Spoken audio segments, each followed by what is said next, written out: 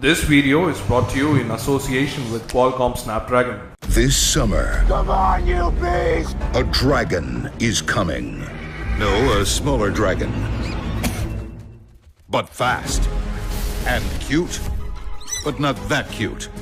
A multitasking dragon that doesn't waste power. And he's not coming to a theater. No, he's coming to your phone. Well, technically in your phone. Make sure your next phone has blockbuster speed and battery life you love.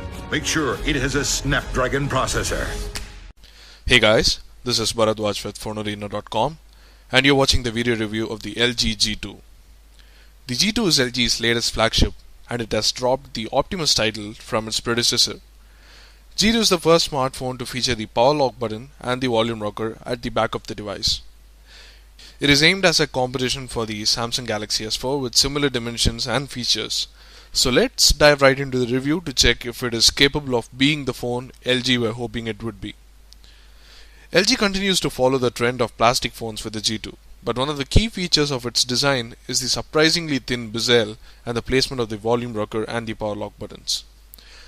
The front is fully covered in glass and you have the earpiece, the usual couple of sensors, the front-facing camera and the notification LED on the top. There are no hardware buttons on the front and the shortcut keys are overlaid on the UI. There are no keys on the sides of the device and the bottom seems a little crowded with dual loudspeakers, micro USB port, the 3.5mm audio jack and the primary microphone for voice calls.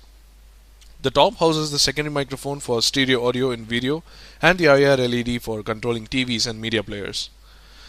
At the back of the device is where LG's innovation is. This is one of the first devices to have all the hardware controls on its back. While it was awkward to use the well laid out buttons for volume and a multipurpose lock switch at first, it was second nature thereafter. We also have the 13 megapixel camera with OIS unit on the back, which is glossy but with a denim like texture. Unfortunately, the back cover isn't removable, but it contributes for more sturdiness. Overall, the G2 feels solid in the hands despite its all plastic build. The extremely thin bezels of the G2 make up for the glossy plastic back and makes the 5.2-inch screen device feel diminutive. Talking of the screen, the Full HD True IPS Plus display is gorgeous. It's absolutely excellent with great colors, good brightness and great viewing angles, and it has a pixel density of 424 ppi, so you can't actually distinguish between the individual pixels. As we mentioned earlier, the front is fully covered in glass and the thin bezels make the screen look like edge to edge, which looks really good. The G2 is one of the first phones to be powered by the Snapdragon 800 SoC and it comes with 2GB of RAM and the Adreno 330 GPU. It also comes in 16 or 32GB variants and there is no microSD card slot, which is kind of a letdown. In the 16GB version you get only 10.6GB of user accessible storage, which is quite disappointing for all the media junkies. In terms of performance, the G2 is blazing fast. There is no lag whatsoever and the phone just flies through day-to-day activities. Even gaming performance is terrific on this device as it plays any game smoothly. We tried a lot of high-end games like Asphalt 7, Modern Combat 4, Wild Blood, Riptide GP2 and all the games ran quite smoothly. The LG G2 comes with a 13 megapixel camera along with optical image stabilization. But since the G2 is powered by Snapdragon 800, it should actually support 4K video recording and playback, but LG haven't given that feature for this premium device. However, G2 records 1080p videos at 60 fps, which come out quite really well. It also has a 2 megapixel front-facing camera that can shoot 1080p videos. The camera UI is typical LG with too many options on the viewfinder. There are tons of shooting modes that include HDR, panorama, shot and clear, VR panorama, beauty shot, dual camera shot, time catch shot and lots more. In terms of camera performance, the quality of the images is very good. In fact, in comparison with other devices, the LG G2, since it has OIS, it pretty much excels in all lighting conditions including low light.